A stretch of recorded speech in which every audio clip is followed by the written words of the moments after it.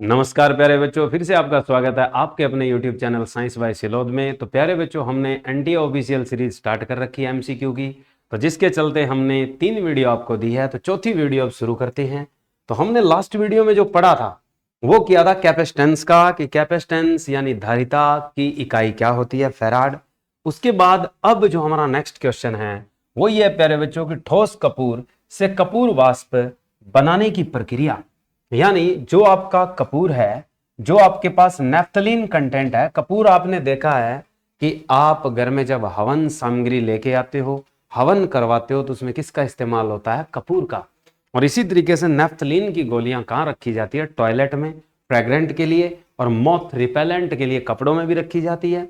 तो उनमें अपने आप क्या होते हैं, ठोस अवस्था से सीधा कहां जाते हैं, वो वाष्प में जाते हैं। कहने का अर्थ यह हुआ कि पदार्थ की ठोस अवस्था से सीधे क्या बनना, गैस बनना, या आपके पास वाष्प बनना क्या कहलाता है, इसे हम कहते हैं प्यारे बच्चों ऊर्ध्वपातन। ऊर्ध्वपातन हमारे पास क्या चीज है, सब्लिमेशन। कि ऊर्ध्व जो पातन होता है उसे इंग्लिश में क्या कहा जाता है, सब्लिमेशन, यानी conversion of solid to direct gas और वेपर। कि जो कन्वर्जन मैटर की स्टेट का डायरेक्ट सॉलिड टू गैस हो, वो चीज क्या कहलाती है, सब्लिमेशन। इसी तरीके से हमारे पास एक चीज दी हुई है, उभयधर्मी। उभयधर्मी क्या होता है कि वह पदार्थ जो आपके पास दोनों के प्रभाव को एक साथ संयोजित रखेगा। कि वो पदार्थ जो अम्ल और अक्षार, अम्ल और अक्षार दोनों से क्या कर जाए, मिल जाए, यानी दोनों के गुण हो, जिसका पीएच लेवल आपके पास कितना बने, 7.0। आपके पास वाटर, जल भी एक ऐसी ही चीज है जिसका पीएच कितना है, 7.0। तो ये आपके पास किस कैटेगरी में माने जाते हैं, उभयधर्मी एम्फोटेरिक। यानी वो आपके पास जिसमें एसिड और बेस दोनों के गुण हो, उसे हम क्या कहते हैं, एम्फोटेरिक नेचर। यानी वो आपके पास कैसा करेक्टर होता है, एम्फोटेरिक होता है। एक दे रखा है हमें गलनांक। गलनांक क्या चीज होती है, मेल्टिंग पॉइंट। यानी गलनांक को हम और भी कई नाम दे सकते हैं प्यारे बच्चों। जैसे हमने ये पहले ध्यान देना है कि गलनांक क्या क्या कहला सकता है। गलनांक को हम एक नाम देते हैं पिंगलनांक, और एक देते हैं हम द्रवणांक। यानी इसका अर्थ क्या है कि ठोस से द्रव में बदलने के लिए, कि ठोस से द्रव में बदलने के लिए, सॉलिड टू लिक्विड में जाने के लिए जो टेम्परेचर पॉइंट होता है उसे हम क्या कहते हैं, मेल्टिंग पॉइंट। उसे नाम क्या दिया जाता है, मेल्टिंग पॉइंट। और मेल्टिंग पॉइंट आपके पास गलनांक, पिंगलनांक या क्या है, द्रवणांक। अब इस पे भी क्वेश्चन आता है कि जैसे आपसे पूछ ले कि गलनांक का संबंध किसके साथ है, तो गलनांक का संबंध हिमांक के साथ है। कि पदार्थ के कौन से दो ताप समान होते हैं। जैसे बर्फ है, 0 डिग्री सेल्सियस पर पिघलती है और 0 पे ही जमती है। यानी किसी भी सब्सटेंस के लिए फ्रीजिंग पॉइंट, जो आपका फ्रीजिंग पॉइंट है, और उसी पॉइंट पर आपका मेल्टिंग पॉइंट है। यानी आपके पास बर्फ के लिए कौन से दो ताप एक समान होते हैं, तो बर्फ के लिए जो, आइस के लिए जो है, वो आपके कौन से दो टेम्परेचर एक जैसे हैं, फ्रीजिंग पॉइंट और क्या आपके पास मेल्टिंग पॉइंट। यानी हिमांक बिंदु एक आपके पास क्या है, हिमांक बिंदु, और दूसरा आपके पास क्या है, पिंगलनांक या गलनांक, यानी गलने का बिंदु। ये दोनों बर्फ के लिए किस टेम्परेचर पे होते हैं, 0 डिग्री सेल्सियस, या आप याद रख सकते हो 273 केल्विन। यानी बर्फ जो है वो किस टेम्परेचर पर फ्रीज है, या बर्फ बनी कैसे पानी से, तो पानी जो आपका फ्रीज हुआ है बर्फ बनने के लिए, बर्फ का रूप लेने के लिए, वो 0 डिग्री सेल्सियस पे, 273 केल्विन पे। और वापिस पिघलेगा भी शुरुआत कहां से होती है, 0 डिग्री सेल्सियस या 273 केल्विन पे। तो ये तो कंडीशन हुई आपकी बर्फ के लिए। तो पदार्थ के लिए कौन से दो ताप समान रहते हैं, तो मेल्टिंग और फ्रीजिंग। अब बात आती है हमारे पास इसी के केस की प्यारे बच्चों आगे, कि अगर हम गलनांक पर किसका प्रभाव देखें, दाब का, यानी प्रेशर का। आपके पास दाब का जब प्रभाव देखा जाता है गलनांक के ऊपर, तो इस चीज को आप आयतन के साथ जोड़ोगे। यानी जब भी गलनांक का संबंध किसके चलते पूछा जाएगा आपसे, दाब के चलते। दाब के चलते का अर्थ है प्रेशर, कि प्रेशर के चलते आपसे रिलेशन पूछा जाता है गलनांक के लिए। तो आपको बात याद रखनी है आयतन पे, कि आयतन किसी भी पदार्थ का जो ठोस से क्या बनता है, द्रव। कि जब कोई भी पदार्थ ठोस से क्या बनता है, द्रव, तो उसका आयतन क्या हो जाए, बढ़ जाए। आयतन क्या कर जाए, उसका बढ़ जाए। फिर उस पर आप क्या करें, दाब बढ़ा दें। उस पर क्या लगा सकते हो, दाब। अब आप ठोस पर क्या लगा दो, दाब, तो गलनांक भी क्या होता है, बढ़ जाता है। तो गलनांक क्या होगा, बढ़ जाएगा। तो ऐसे पदार्थ जिनके पिघलने पर द्रव बनते हैं, तो उनका अगर आयतन बढ़ जाए, तो ऐसे पदार्थ पर अगर हम दाब को क्या कर दें, बढ़ा दें, प्रेशर क्या कर दें, इंक्रीज, तो गलनांक क्या होता है, बढ़ जाता है। गलनांक क्या होगा, उसका बढ़ जाता है। यानी आपके पास मेल्टिंग पॉइंट क्या होगा, इंक्रीज। दूसरा केस, कि अगर किसी पदार्थ का आयतन घटता है, कि द्रव बनने पर आयतन क्या हो जाए, घट जाए। कि किसी द्रव का पिघलने पर आयतन क्या है, घट जाए, तो उस पे अगर आप दाब बढ़ाएं, ऐसे ठोस पर आप क्या करें, दाब बढ़ाएंगे, तो आपके पास पिघलनांक क्या होगा, घट जाएगा। तो जिसका गलनांक घटता है किसके साथ, दाब बढ़ाने के साथ, इसका अर्थ यह है कि पिघलने पे उसका आयतन घटता है। और जिसके ऊपर दाब लगाने से गलनांक बढ़ जाता है, इसका अर्थ है कि उस ठोस का द्रव में बदलने पर आयतन बढ़ जाता है। एग्जाम्पल की बात करें तो जैसे घी और मोम, ये आपके पास केस किसके हैं, कि जिनका पिघलने पर आयतन क्या होता है, बढ़ता है।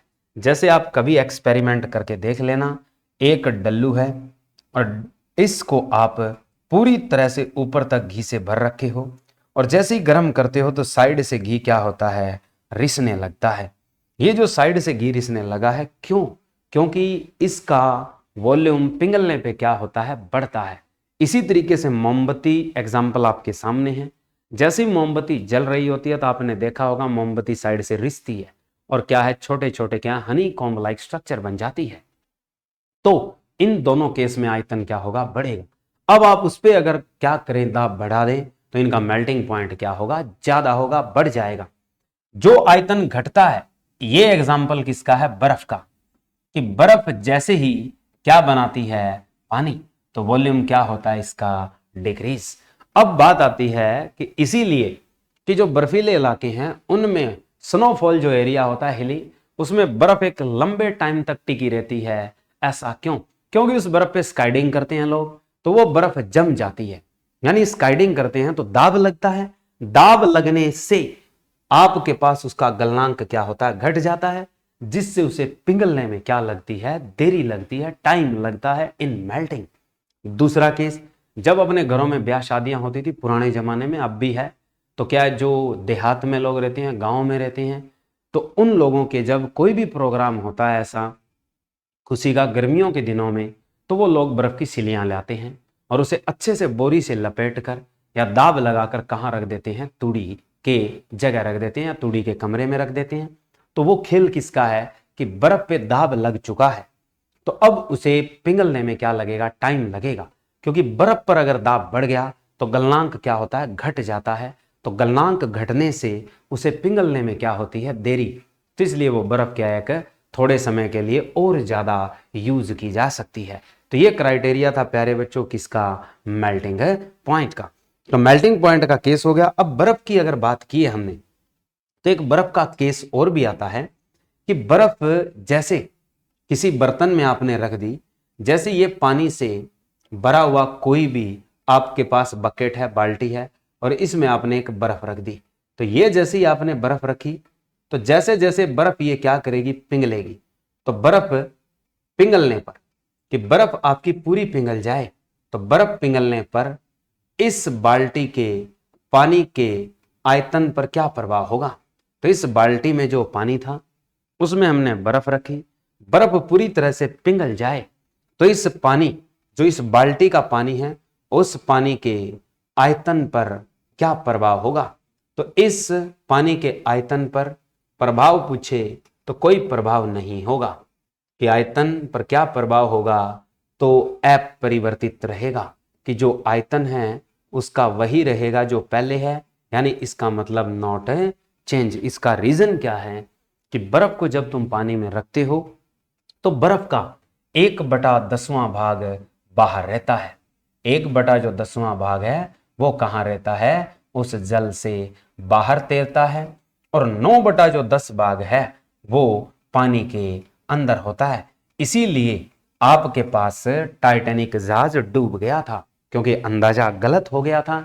अंदाजा आइसबर्ग के चलते गलत हो गया था, क्योंकि ऊपर आइसबर्ग पानी में छोटा दिख रहा है, बर्फ का है, और नीचे उसका आयतन क्या होता है, ज्यादा। तो जिसके कारण उसके बॉटम जो हल है उससे टकराया, और उसके क्या है जो बॉटम थे उसमें पानी भर गया, बॉटम टैंक में, और जिससे जहाज के क्या हो गए थे, 2 टुकड़े। तो ये रीजन क्या है, इस बर्फ के केस का ही है। तो यानी बर्फ का कितना आयतन जब पानी में रखते हैं तो बाहर होता है और पानी के अंदर है। तो 1/10वां भाग बाहर, 9/10 पानी के अंदर। उसके बाद एक केस आया प्यारे बच्चों, वाष्पोत्सर्जन। वाष्पोत्सर्जन आपके पास क्या होता है, ट्रांसपायरेशन। कि जो ट्रांसपायरेशन है उसे कहते हैं हम वाष्पोत्सर्जन। यानी ट्रांसपायरेशन आपका किस में देखने को मिलता है, पादप में। और जो पादप में वाष्पीकरण है जल का, उस प्रक्रिया को हम क्या कहते हैं, वाष्पोत्सर्जन। और ये जो ट्रांसपायरेशन है पादप में सर्वाधिक किससे होता है, यानी लिए गए जल का कितने प्रतिशत भाग जो है वो ट्रांसपायरेशन में जाता है। यानी जल जो पादप ने भूमि से उठाया है उसका कितने प्रतिशत भाग प्रकाश संश्लेषण में इस्तेमाल करता है, और कितने प्रतिशत भाग ट्रांसपायर कर देता है, वाष्पोत्सर्जित कर देता है। तो पादप जो वाष्पोत्सर्जन करता है वो 98 से लेके 99% तक लिए गए जल को वाष्पोत्सर्जित कर देता है। केवल 1 से लेके 2% जल ही पादप क्या करता है, प्रकाश संश्लेषण में इस्तेमाल करता है। यानी फोटोसिंथेसिस में जो पादप है वो आपके पास कितने जल का इस्तेमाल करता है, 1 से 2%, और 98 से 99% क्या कर देता है, ट्रांसपायरेशन। और उसमें ट्रांसपायरेशन सर्वाधिक पूछे तो किससे करता है, तो पत्तियों से करता है, यानी लीव्स। यानी पत्तियां जो है, लीव जो ट्रांसपायरेशन है वो सर्वाधिक होता है। और इन पत्तियों में हमारे पास किसकी सहायता से होता है, तो गार्ड सेल की सहायता से होता है। कि गार्ड सेल जो है वो रंध्रों को खोलती है, सुरक्षा कोशिकाएं। यानी आपके पास सुरक्षा कोशिकाएं क्या होती है, फूल जाती है, यानी इनमें पानी भरता है, सफीती आती है। तो सुरक्षा कोशिकाओं में सफीती आने से, टर्गिडिटी होने से क्या होती है, रंध्र खुल जाते हैं। रंध्र जो द्वार हैं, स्टोमेटा जो हैं वो ओपन होंगे। तो जो स्टोमेटा लीव्स के हैं उन्हें ओपन करने में कौन योगदान देता है, तो गार्ड सेल देती है। गार्ड सेल आपके पास कब देती है योगदान, जब आपके पास उनमें टर्गिडिटी हो जाए। कि जैसे लीव्स हैं और इसमें आपके पास ये जैसे रंध्र हैं, और ये कब खुलते हैं, ये तब खुलते हैं जब इनके साथ लगी हुई गार्ड सेल में क्या हो, टर्गिडिटी। यानी आपके पास लीव्स में जो रंध्र ओपन होंगे, स्टोमेटा जो ओपन होंगे, वो कब होंगे, जब टर्गिडिटी होगी किसके अंदर, गार्ड सेल के अंदर। यानी पानी भरेगा, पानी भरने से ऑस्मोसिस फिनोमेना के चलते ही चलता है ये। तो वो क्या करेगी, फैलेगी। फैलेगी तो गार्ड सेल क्या होंगे आपके पास, इन रंध्रों को खोल देंगे। तो जिससे पानी कहां जाएगा, आउटवर्ड इन द एनवायरमेंट। तो वो फिनोमेना आपका क्या कहलाता है, वाष्पोत्सर्जन। तो जो पत्तियों के द्वारा वाष्पोत्सर्जन होता है वो लगभग 90% तक जल का वाष्पोत्सर्जन पादप किससे करता है, पत्तियों के द्वारा करता है। और पादप अपने भार का कितने गुना अपने जीवन काल में वाष्पोत्सर्जन करता है? तो लगभग पौधा अपने वजन का, अपने भार का, अपने द्रव्यमान का 100 गुना जल पूरे जीवन काल में वाष्पोत्सर्जित करता है। और एक पत्ती को अपने भार के बराबर या अपने द्रव्यमान के बराबर जल को वाष्पोत्सर्जित करने में कितना समय लगता है? तो लगभग 1 घंटा। 1 घंटे में क्या कर देती है? ट्रांसपायरेशन कर देती है, अपने भार के बराबर जल का भार है वो उड़ा देती है। तो ये प्रक्रिया थी प्यारे बच्चों इस क्वेश्चन से जुड़े हुए टैग की। चलिए अब हमारे पास नेक्स्ट क्वेश्चन क्या कहता है। नेक्स्ट क्वेश्चन है प्यारे बच्चों हमारे पास, कॉफी में सबसे महत्वपूर्ण उत्तेजक पदार्थ कैफीन है, तो चाय में क्या होगा? तो जो उत्तेजक पदार्थ है ये आपके पास एल्केलॉइड होते हैं, यानी आपके पास जैसे ही पीने के बाद आपको स्फूर्ति देंगे। तो ये एल्केलॉइड कॉफी में कौन होते हैं? उत्तेजक कैफीन। तो चाय में क्या होते हैं प्यारे बच्चों? थीन होते हैं। यानी हम पढ़ते हैं कि चाय में कैफीन होती है, नहीं तो चाय में मेन कंटेंट एल्केलॉइड जो होता है वो स्फूर्ति देता है, आपको ताजा कर देता है, वो चीज क्या होती है? थीन्स होती है। अब साथ में लिखा हुआ है कोकीन। कोकीन आपका हेरोइन से एक्सट्रैक्टेड पार्ट है। कोकीन जो है ये आपका हेरोइन एक्सट्रैक्टेड पार्ट है और ये कैसा है? नारकोटिक है। नारकोटिक का अर्थ है जिसकी आदत हो सकती है, एडिक्टेबल ड्रग है ये। एडिक्टेबल क्या है? एक ड्रग। और इसको स्पेशल नाम दिया जाता है कि जिसकी आदत पड़ जाए, तो इसीलिए इसको क्या कहा जाता है? स्वापक एक नशा है। और इसी तरीके से यूरेनॉल है। यूरेजोनॉल है यह एक तरह से औषध है कि औषध ये किसके लिए काम में आती है? जैसे किडनी स्टोन के लिए ये जो औषध है ये किडनी की पथरी के लिए, जैसे किडनी स्टोन के लिए।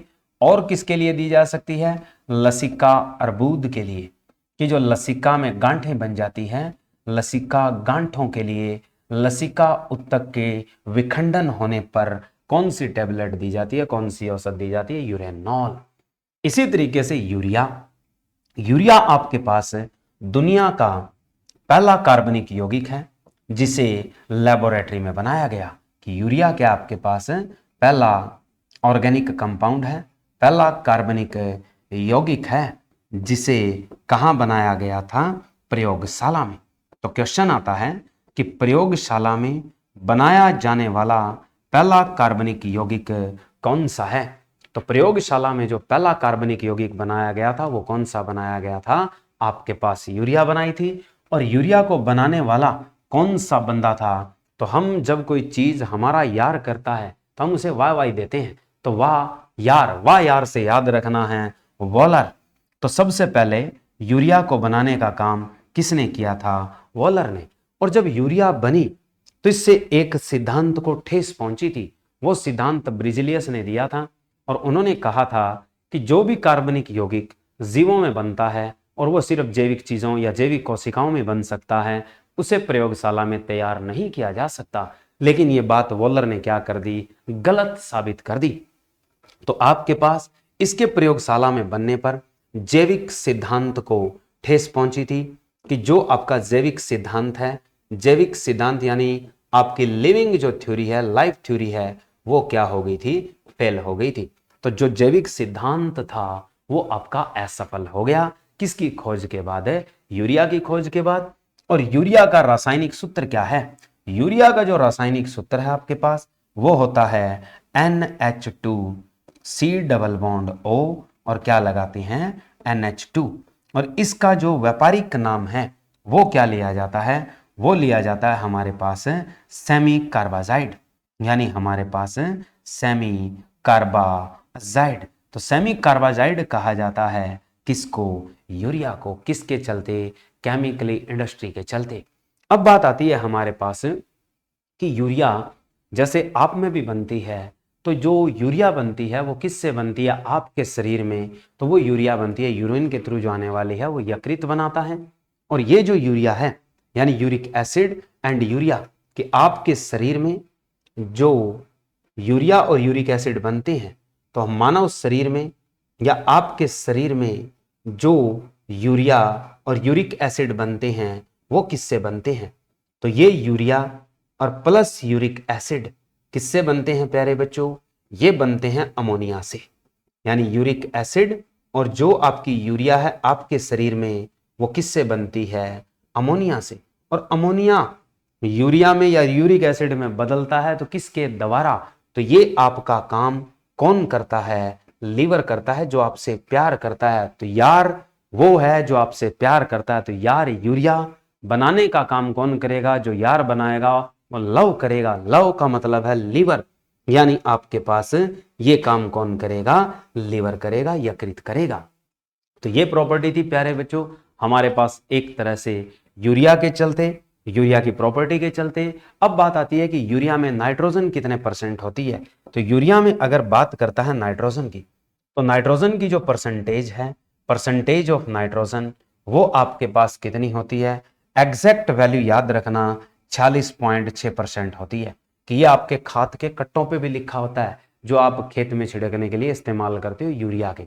और यूरिया आपका एक कार्बनिक यौगिक है, तो इसके ज्यादा छिड़काव से मृदा की प्रकृति कैसी हो जाती है, यह भी याद रखो कि कार्बनिक यौगिक है तो इससे मृदा की जो प्रकृति है, नेचर ऑफ सॉइल कैसी हो जाएगी? तो एसिडिक हो जाएगी। कि अगर हम ज्यादा यूरिया का इस्तेमाल करते हैं तो मिट्टी की पीएच लेवल इंक्रीज ना होकर डिक्रीज हो जाती है, तो जिससे नेचर कैसा होता है? एसिडिक होता है। तो ये प्रॉपर्टी थी प्यारे बच्चों यूरिया के चलते। हमने कन्वर्जन भी बता दिया। इस यूरिक एसिड के जमाव से क्या होता है? जोड़ों में दर्द होता है, जिसे हम एक तरह से गठिया रोग भी कहते हैं। गठिया बाव जैसे होता है, गठिया रोग बनता है, यानी उसे संधिवात कहा जाता है, ज्वाइंट पेन एक्निंग कहा जाता है, जोड़ों में दर्द। ठीक है, तो आगे आता है नेक्स्ट क्वेश्चन। एक और यूरेनॉल के चलते यहाँ पे क्वेश्चन बनता है यूरोक्रोम का, कि यूरोक्रोम का संबंध क्या है। तो यूरोक्रोम से क्या होता है प्यारे बच्चों कि जब आप पेशाब करते हो, यूरिन आपका बाहर आता है, मूत्र आपका बाहर आता है, तो उसका रंग पीला होता है। तो मूत्र का रंग पीला किसके कारण होता है? तो आपके मूत्र का जो रंग है वो पीला किसके कारण होगा? रंग जो येलोविश होता है वो यूरोक्रोम के कारण होता है। और यूरोक्रोम किससे मिलता है? जो विखंडित हेमोग्लोबिन है। यानी यूरोक्रोम आपके पास किसका रूप होता है? मृत हेमोग्लोबिन का होता है। कि हेमोग्लोबिन जब खत्म हो जाता है तो ये आपका जो हिम पार्ट है वो आगे दे देता है, यानी आपके मृत हेमोग्लोबिन को छंटनी करने का काम किसके चलते है? तो ये आपका काम कौन करती है? प्लीहा करती है, सप्लीन करती है। कि प्लीहा क्या करती है? इस हिस्से को अलग कर लेती है और मृत हेमोग्लोबिन कहाँ चला जाता है? आपकी किडनीज से थ्रू होकर एक यूरोक्रोम कंटेंट लेता है। एक क्वेश्चन ये भी आता है कि हेमोग्लोबिन के मृत होने पर एक पित्त रस भी तैयार होता है जिसमें बिलीरुबिन बनता है। तो आपके हेमोग्लोबिन का कंटेंट पहले क्या बनाता है? बिलीवार्डिन। बिलीवार्डिन बनाकर यकृत क्या बनाता है आपके पास? बिलीरुबिन। और बिलीरुबिन आपको किससे बचाता है? ये आपके होने वाले जॉन्डिस पीलिया से बचाता है। अगर आपके पास अगर बिलीरुबिन की मात्रा ज्यादा है तो आप किससे ग्रसित हो जाएंगे? जॉन्डिस से या पीलिया से। तो ये प्रॉपर्टी आती है प्यारे बच्चों, हम आगे भी पढ़ेंगे, डिटेल में भी बताएंगे। अब हमारे पास एमसीक्यू क्वेश्चंस है, इनके चलते देख लीजिए क्या क्या है। अब बात आती है कि हीरा एंड ग्रेफाइट, कि आपके पास है डायमंड और ग्रेफाइट है। पहले तो ये पता होना चाहिए कि हीरा और ग्रेफाइट क्या है। हीरा और ग्रेफाइट दोनों क्या हैं? कार्बन के एलोट्रोप हैं। कि दोनों के दोनों आपके पास क्या हैं? कार्बन के एलोट्रोप, यानी ये दोनों कार्बन के अपरूप हैं। पहली चीज तो ये है कार्बन एलोट्रोप्स हैं। अब ये जो कार्बन एलोट्रोप्स हैं तो कैसे हैं? तो ये नेचुरली मिलते हैं, ये भी याद रखो। ये कैसे मिलते हैं? नेचुरली मिलते हैं। पहले ये भी बता देते हैं कि ये मिलने वाली चीज क्या है? नेचुरली। अब एक चीज याद रखना, इनके एटॉमिक मास सेम होते हैं। कि कार्बन के दो हैं आपके पास, एक है आपके पास डायमंड और दूसरा आपके पास क्या है? ग्रेफाइट। तो दोनों के लिए आपका एटॉमिक नंबर 6 और मास नंबर कितना होता है? 12। याद रखना, परमाणु क्रमांक 6 है दोनों के लिए, परमाणु द्रव्यमान दोनों के लिए कितना है? 12। नेचुरली अकरिंग करते हैं। डायमंड अपवाद है किसका? कठोरता का। तो दुनिया में सबसे कठोरतम पदार्थ अगर पूछे कि सबसे कठोरतम जो पदार्थ है वो कौन सा है? आपके पास डायमंड है। तो सबसे कठोरतम पदार्थ पूरे ब्रह्मांड की बात करता है तो कौन सी चीज आती है? हीरा। कौन सा है आपके पास? हीरा। और दूसरा पूछता है कि दुनिया का सबसे कठोरतम अधातु पदार्थ। दोनों क्वेश्चन याद रखो कि सबसे कठोरतम अधातु, यह भी क्वेश्चन आता है कि सबसे कठोरतम अधातु यानी नॉन मेटल कौन सी है, कि ऐसी नॉन मेटल जो सबसे ज्यादा हार्डेस्ट है, तो वो भी आंसर क्या आपका? डायमंड है प्यारे बच्चों, हीरा। और फिर याद रखो कि सबसे भारी हीरा कौन सा है, ये भी आप याद रख सकते हो कि आपको पता होना चाहिए कि कुली जो होता है प्लेटफॉर्म पे जो काम करता है रेलवे ट्रैक के साथ, वो वजन सबसे ज्यादा उठाता है बेचारा सारा दिन में। तो आपके पास सबसे भारी हीरा किसका है? कुलीनीन का है। सबसे भारी हीरा किसका है? कुलीनीन का है। और इसी तरीके से क्वेश्चन आता है कि सबसे कठोरतम अधातु का पूछा है, तो अगर ये क्वेश्चन टैग हो जाता यहीं पर कि सबसे कठोरतम धातु कौन सी है, इसी के चलते आपसे क्वेश्चन पूछा जा सकता है कि सबसे कठोरतम धातु यानी हार्डेस्ट मेटल कौन सी है, कि हार्डेस्ट जो मेटल है वो आपके पास कौन सी है। कोई भी मेटल है जो हार्ड है उसे क्या करते होते हैं? लंबा करने के लिए, यानी उसे तानने के लिए, ड्यूक्टाइल बनाने के लिए, मेलेबल चादर बनाने के लिए, सीट्स बनाने के लिए क्या किया जाता है? उसको पटक पटक के मारना पड़ता है। ज्यादा कठोर है तो ज्यादा पटक के मारना पड़ेगा, ज्यादा पटक के मारना पड़ेगा तो उसका नाम क्या है? प्लेटिनम। तो हमारे पास वो धातु कौन सी है? प्लेटिनम है, जो हार्डेस्ट मेटल है, जिसे हम क्या कहते हैं? श्वेत सोना भी कहते हैं, जिसे हम क्या कहते हैं? श्वेत सोना यानी व्हाइट गोल्ड।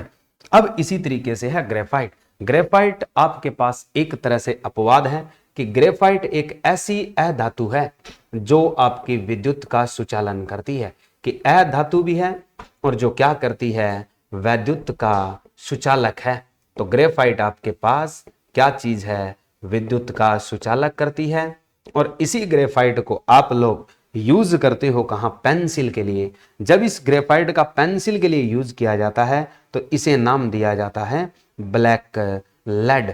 ब्लैक लेड का अर्थ है काला सीसा, कि काला सीसा के नाम से कौन सा पदार्थ मशहूर है, कौन सा पदार्थ सुप्रसिद्ध है? तो वो आपका ग्रेफाइट ही है प्यारे बच्चों। इसी तरीके से ब्लैक लेड में पूछा जाता है कि लेड की परसेंटेज कितनी है। लेड का सिंबल क्या होता है? पीबी। कि आपसे पूछे ब्लैक लेड में लेड की परसेंटेज कितनी है, तो ब्लैक लेड में लेड की परसेंटेज 0% है।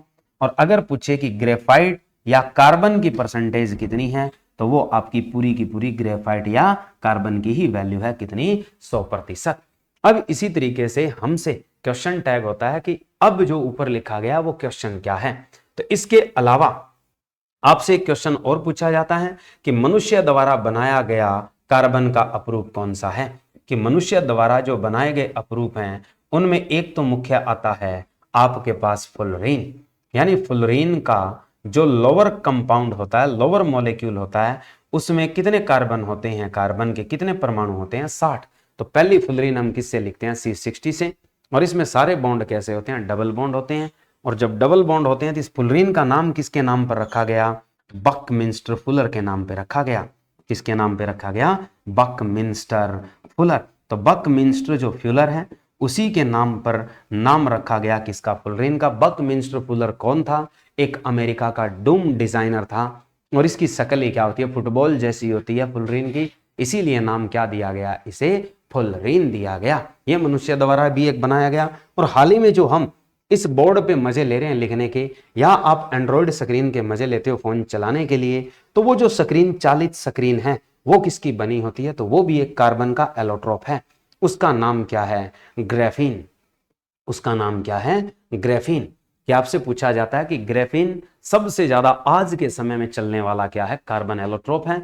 और जो ग्रेफीन है वो बनता किससे है? ये ग्रेफीन आपका ग्रेफाइट और प्लस किससे बनता है? एथीन से बनता है। यानी ग्रेफाइट प्लस एथीन को उच्च ताप और उच्च दाब पर जब गर्म किया जाता है तो किसकी प्राप्ति होती है? ग्रेफीन की। और ग्रेफीन आपके पास कहां यूज होता है? जो आज के टाइम एंड्रॉयड जो स्वचालित क्या लेती है? आपकी स्क्रीन। तो जो आपके पास एंड्रॉयड की जो स्वचालित स्क्रीन है वो आपकी किससे बनी होती है? ग्राफीन से। यानी एंड्रॉयड या एलईडी जिसमें हम अब लिख रहे हैं, इस एलईडी के अंदर क्या लगा हुआ है? ग्राफीन। तो ग्राफीन के इस्तेमाल से बनाई जाती है क्या? आपकी ये स्वचालित एंड्रॉयड स्क्रीन। अब बात आता है हमारा क्वेश्चन क्या है। क्वेश्चन ये है प्यारे बच्चों कि इसमें हीरा और ग्रेफाइट एक जैसे नहीं दिखते, जबकि दोनों कार्बन के अपरूप हैं। तो पहला कारण इसने दिया है कि कार्बन परमाणुओं की संरचना अलग अलग होती है। दूसरा है कार्बन परमाणु द्रव्यमान संख्या अलग है। हमने कहा था कि कार्बन के दोनों एलोट्रोप की कार्बन परमाणु संख्या समान होती है। यह क्वेश्चन पार्ट गलत हो गया, यह सही नहीं है। द्रव्यमान अलग अलग होने पर तो इसके चलते हम इसे भी प्रेफरेंस नहीं देंगे। और तीसरा है यह सभी, तो यह भी कट गया। ऑप्शन बचता है कि मेन क्वेश्चन क्या है, इन कार्बन के परमाणुओं की संरचना क्या होती है? अलग अलग। जो आपके पास डायमंड होता है उसकी जो स्ट्रक्चर होती है वो टेट्राहेड्रल होती है, चतुष्फलीय होती है। टेट्राहेड्रल चतुष्फलीय होती है। और जो आपका ग्रेफाइट है उसकी स्ट्रक्चर हेक्सागोनल होती है। हेक्सागोनल यानी षटफलीय होती है। यानी एक की स्ट्रक्चर षटफलीय होती है और परतदार होती है, और एक की संरचना टेट्राहेड्रल चतुष्फलीय होती है। ये थी प्रॉपर्टी प्यारे बच्चों किसकी? हीरा एंड ग्रेफाइट का। अब नेक्स्ट क्वेश्चन लेते हैं हम। नेक्स्ट क्वेश्चन क्या है हमारे पास कि मनुष्य का पाचन क्रिया प्रारंभ कहां से होता है और आपके पास खत्म कहां होता है? तो मनुष्य का पाचन क्रिया का प्रारंभ कहां से होता है? जब आप खाना शुरू करते हो, खाना आपका धीरे धीरे क्या लगने लगता है? मीठा। तो यानी कहां से शुरू हो जाता है? मुख से, यानी माउथ कैविटी से। और यही जो मुख है जिसमें आपके पास क्या पाई जाती है? ग्रंथियां पाई जाती है। कौन सी? लार। तो इस मुख में जो लार है, उस लार यानी सलाइवा, यानी आपकी जो सलाइवा है इसमें कौन से एंजाइम होते हैं? तो एक आपके पास जो होता है वो कौन सा होता है? एक बहुत ही खास एंजाइम है, जैसे आप पढ़ते हो अल्फा एमाइलेज। और दूसरा हमारे पास उसी का ही नाम रखा जाता है टॉयलेन। और एक निकलता है आपके पास लाइजोजाइम, यानी हमारे पास लाइजोजाइम। और दूसरा कौन सा है? लाइजोजाइम। और एक आपके पास कौन सा है? Alpha amylase. एमाइलेज भी कह सकते हो। और जो एक है वो आपका इसी का एक टॉयलेन। तो ये हमारे पास क्या है? एंजाइम है जो लार के। वैसे लार ग्रंथियां कितनी होती है हमारी? मुख्य तौर पर 3। एक जो लार ग्रंथि है वो किसकी होती है? जीवा की, जीवा के दोनों ओर, जिसे हम क्या कहते हैं? सबलिंगुअल। और दूसरी हमारी लार ग्रंथि मैक्सिला ग्लैंड के साथ, मैक्सिला अस्थि के साथ होती है, जिसे सब मेडुलरी या हम कहते हैं सब मैक्सिलरी ग्लैंड। और तीसरी जो होती है वो कर्णपुरव यानी कान से पहले, जिसे हम क्या कहते हैं? पैरोटिड ग्लैंड्स, जिसे हम नाम क्या देते हैं? Parotid gland. और सबसे बड़ी लार ग्रंथि यही है। हमने ग्रंथि की थ्योरी भी पढ़ी है प्यारे बच्चों, जो अलग से 3 वीडियो बना रखी है एक्सोक्रीन और एंडोक्रीन की, उसमें हमने पढ़ा है। तो पैरोटिड जो है वो सबसे बड़ी क्या है? लार ग्रंथि है। और सबसे छोटी लार ग्रंथि कौन सी होती है? सबलिंगुअल, जो आपकी जीवा वाली है। सबलिंगुअल अधोजीवा कहते हैं इसे, और इसे अधोहनु कहते हैं। अधोजीवा क्या होती है? सबसे छोटी लार ग्रंथि है। फिर आती है बात बड़ी आंत। बड़ी आंत में भोजन आपका क्या है? बाहर की तरफ जाता है। मुख से शुरुआत होती है और बड़ी आंत से कहां जाता है? बाहर किसकी तरफ? गुद्दा द्वार, एनस की ओर। फिर क्या है? अग्नाशय और यकृत। अग्नाशय आपके पास क्या है? ग्रंथि है। और कैसी ग्रंथि है ये? मिश्रित ग्रंथि है। यानी हम पढ़ते हैं कि अग्नाशय आपके पास क्या है? एक मिश्रित ग्रंथि है, और जिसमें से दोनों चीजों का स्त्रावण होता है। इसमें एंजाइम भी निकलते हैं और इसमें हार्मोन भी निकलते हैं।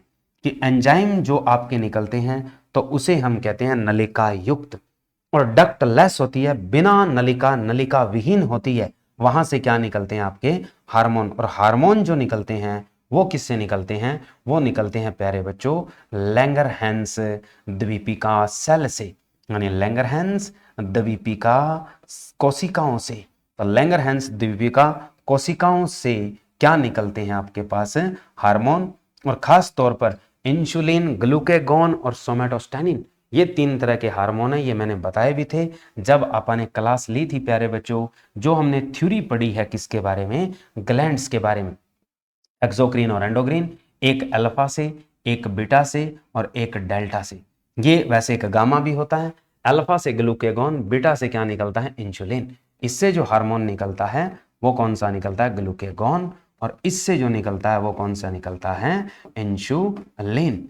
कि बेटा इनसे गाना अप कर, तो बेटा इंसुलिन, बेटा इनसे गाना ग्लूकेगॉन, अफ कर अल्फा। तो यानी अल्फा से ग्लूकेगॉन, बीटा से क्या है, इंसुलिन। और यकृत आपके पास मानव शरीर की सबसे बड़ी ग्रंथि होने के साथ अंग भी है, कि मानव शरीर का अंग होने के साथ जो ग्रंथि है वो कौन सा है, यकृत। तो मानव शरीर की सबसे बड़ी ग्रंथि, तो मानव शरीर की जो सबसे बड़ी ग्रंथि है वो कौन सी है प्यारे बच्चों, वो है आपके पास यकृत यानी लिवर, कि जो आपसे प्यार करता है। यानी आपके सारे टॉक्सिक कंटेंट, जहरीले शोधे को कौन कंट्रोल करता है, आपका लिवर करता है। तो लिवर आपके पास एक्सोक्रीन है, अग्नाशय भी आपके पास एक्सोक्रीन एज वेल एज एंडोक्रीन दोनों का है। तो क्वेश्चन आता है कि कौन सी ग्रंथि एक्सोक्रीन होने के साथ एंडोक्रीन भी है, तो वो आपकी अग्नाशय है। और सबसे बड़ी बाह्य जो ग्रंथि है एक्सोक्रीन जो है बाह्य स्रावी होती है, वो आपकी लिवर होती है। और सबसे छोटी आपके पास ग्रंथि जो है वो गॉबलेट सेल है। यानी अगर आपसे पूछे एक्सोक्रीन की और एंडोक्रीन में से एक्सोक्रीन बाह्य छोटी ग्रंथि कौन सी होती है, गॉबलेट सेल, जो छोटी आंत में पाई जाती है। तो ये था प्यारे बच्चों आज का हमारा सेशन कैसा लगा प्यारे बच्चों, लाइक शेयर और सब्सक्राइब जरूर करें। जो नए बच्चे आए वो फुल सपोर्ट करें भी, आपका प्यार ही है जो हमें आगे बढ़ा सकता है। और आपका प्यार अगर बना रहे तो हम यूं ही क्या आपके लिए क्लास लेकर आते रहेंगे। तो जय हिंद, जय भारत।